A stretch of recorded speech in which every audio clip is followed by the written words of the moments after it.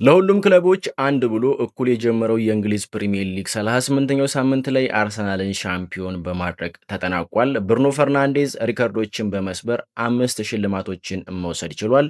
ማንቸስተር ዩናይትድ ብራይተንን ባክ ቱ ባክ በማሸነፍ የውድድር ዓመቱን በሚያስገርምና በሚያምር ሁኔታ መጨረስ ችሏል። የፕሪሚየር ሊጉ ክስተት የሆነው ሰንደርላንድ በአውሮፓ ሊግ ተሳታፊ መሆኑም ተረጋግጧል።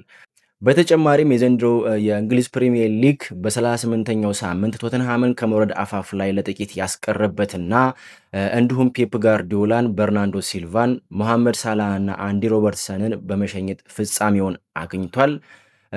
ሰላም ጤና ይስጥልኝ አድማጮች። አንድ ተብሎ የተጀመረው የእንግሊዝ ፕሪሚየር ሊግ 38ኛው ሳምንት መርሃ ግብር ላይ ደርሶ አርሰናልን ከ22 ዓመታት በኋላ ሻምፒዮን መሆኑን ሲያረጋግጥ ዌስትሃም፣ በርንሌይ እና ወልቭስ ከፕሪሚየር ሊጉ መውረዳቸው ተረጋግጧል። በዛሬው ዝግጅታችን ማንቸስተር ዩናይትድ ከብራይተን ጋር ያደረጉትን ጨዋታ በተመለከተ የተወሰነ ነጥቦችን እናነሳለን። አብራችሁን ቆዩ። ለማንቸስተር ዩናይትድ እጅግ ፈታኝ ከሚሆኑት ክለቦች መካከል እንግዲህ ብራይተን አንደኛው ነው። ብራይተን በቅርብ ዓመታት በኦልድ ትራፎርድ ሳይቀር ማንቸስተር ዩናይትድን በተደጋጋሚ ያሸነፈው ክለብ ነው። በዚህ ዓመት ግን ከጥሩ ፐርፎርማንስ ጋር ማንቸስተር ዩናይትድ ብራይተንን ባክ ቱ ባክ በማሸነፍ የውድድር ዓመቱን በሚያምር ሁኔታ ጨርሷል። መቼም በደንብ ታስታውሱታላችሁ ብዬ አስባለሁ። እንግዲህ ማንቸስተር ዩናይትድ በዚህ ዓመት የውድድር ዓመቱን ሲጀምር ኦልድ ትራፎርድ ላይ ከአርሰናል ጋር የነበረው ጨዋታ ፍጹም አስደናቂ ነበር። ከውጤቱ በስተቀር ማንቸስተር ዩናይትድ ጥሩ ተፎካካሪ መስሎ እየታየበት ጨዋታ ነበር። እጅግ በጣም ጥሩ የሚባል አጀማመር እናም ደግሞ ያ ጨዋታ በሩበን አሞሪም ስር የታየው ምርጡ ፐርፎርማንስ እና ጨዋታ ነበር። በተመሳሳይ ትናንትናም እንግዲህ ማንቸስተር ዩናይትድ ወደ ብራይተን አሜክስ ስቴዲየም ሄዶ ያደረገው የመጨረሻው ጨዋታ በማይክል ካሪክ ስር ከታዩት አሪፍ ጨዋታዎች መካከል አንዱና የሚጠቀሰው ጨዋታ ነው። በተለይ ደግሞ ፊኒሽንግ ኢን ስታይል እንደሚባለው ቆንጆ አጨራረስ ነበር የነበረው።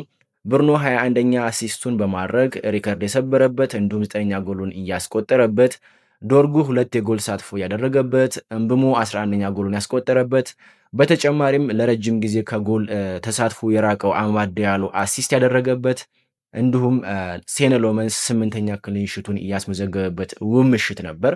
ካሪክ በዚህ ጨዋታ ባለፈው ሳምንት ከተጠቀመበት የመጀመሪያ አሰላለፍ ላይ 3 ለውጦችን አድርጎ ነበር። በቀይ መስመር ተከላካይ ክፍል በዲያጎ ዳሎት ቦታ ማዝራዊን፣ በግራ ክንፍ በኩል በማቲያስ ኩኛ ቦታ ፓትሪክ ዶርጉን እንዲሁም በአማካይ ክፍል የካዘሚሮን አለመኖር ተከትሎ ሜሰን ማውንት ማሰለፍ ችሎ ነበር።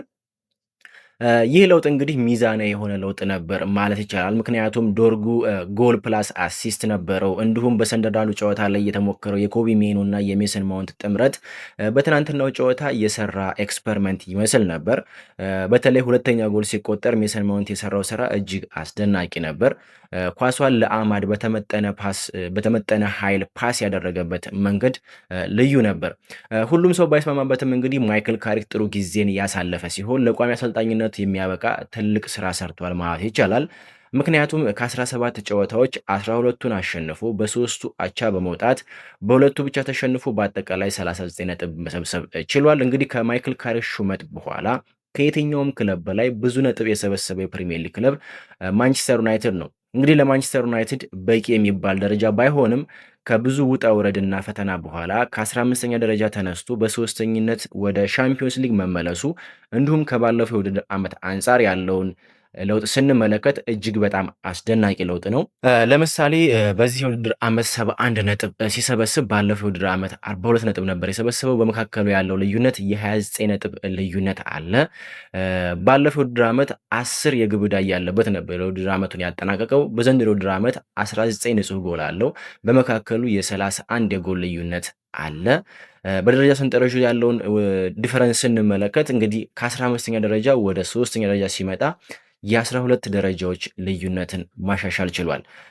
በተጨማሪ ማንቸስተር ዩናይትድ ባለፈው ውድድር ዓመት 11 ጨዋታዎችን ብቻ ነበር ማሸነፍ የቻለው። በ9 ጨዋታዎች አቻ ሲለያይ በ18ቱ ሽንፈት ገጥሞት ነበር። በዚህ የውድድር ዓመት እንግዲህ 20 ጨዋታዎችን አሸንፎ በ11ዱ አቻ በመለያየት 7 ጊዜ ብቻ ነው ሽንፈትን ያስተናገደው።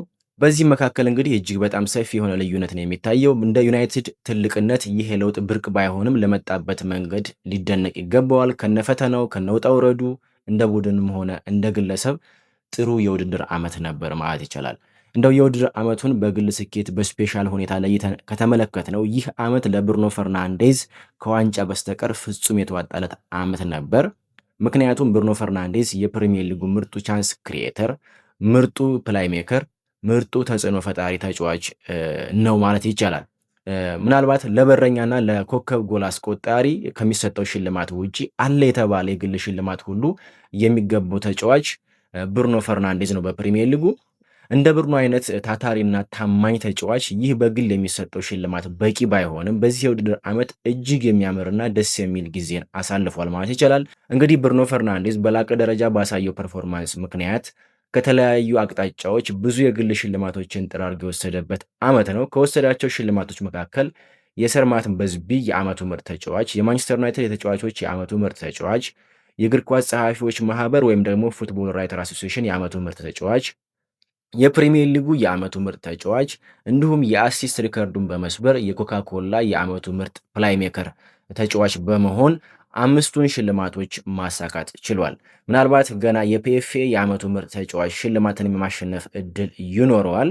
እንግዲህ ብሩኖ ፈርናንዴዝ ከምንም በላይ ለመስበር እጅግ በጣም ከባድ የሆነውን የአሲስት ሪከርድ በመስበር ስሙን በታሪክ መዝገብ ላይ እንዲጻፍ ማድረግ ችሏል። ይህ የብሩኖ ፈርናንዴዝ 21 አሲስት በፕሪሚየር ሊጉ ያስመዘገበው ከፍተኛው አሲስት ሲሆን በአውሮፓ ከሚገኙት 5 ትልቅ ሊጎች ደግሞ ከቶማስ ሙለር እና ከሊዮኔል ሜሲ ጋር እኩል መሆን ችሏል። ከዚህ የ21 አሲስት ሪከርድ በተጨማሪ ሌሎች ክብረ ወሰኖችንም መጋራት ችሏል።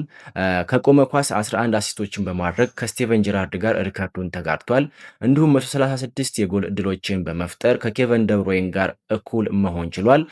ሌላው 33 ትልቅ እድሎችን ወይም ደግሞ ቢግ ቻንስ ክሬት በማድረግ በኬቨን ደብሮይን ተይዞ የነበረውን ሪከርድ መጋራት ችሏል። እንግዲህ በዚህ የውድድር ዓመት ብሩኖ ፈርናንዴዝ 9 ጎሎችንና 21 አሲስቶችን በማስመዝገብ በአጠቃላይ በ30 ጎሎች ላይ በቀጥተኛ ተሳትፎ በማድረግ በ2019-2020 የውድድር ዓመት ካስመዘገበው 29 የጎል ተሳትፎ የተሻለ አስተዋጽኦ ማድረግ ችሏል። ማንቸስተር ዩናይትድም ከሰበሰበው 71 ነጥብ ውስጥ 35ቱ ነጥቦች የተገኙት ከብሩኖ ፈርናንዴዝ አሲስትና ጎሎች ነው። እና እንግዲህ በዚህ ምክንያት ለብሩኖ ፈርናንዴዝ ይህ ዓመት እጅግ በጣም አሪፍ ዓመት ነበር ማለት ይቻላል።